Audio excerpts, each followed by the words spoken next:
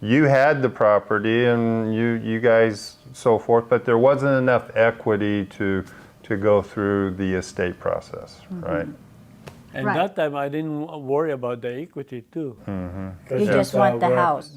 Just want the house. Right. So, let me just say na, so kapag ka po sa reverse mortgage, pagka ang parents na wala o yung borrower na wala, yung pong mga heirs, this is the beauty of reverse mortgage, Rob, yung mga heirs, they don't need to pay off the loan per se, lalo na kung ang value po ng bahay is almost nothing.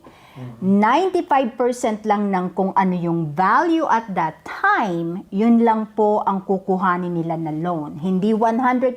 So let's say, sabihin natin na 500,000 ang value ng property at that time. Pero ang utang ng parents ninyo is 600,000.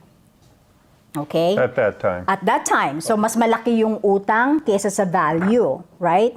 Kung ang value ay 500,000 at ang utang ng parents nyo ay 600,000. So, ngayon yung bahay nyo underwater.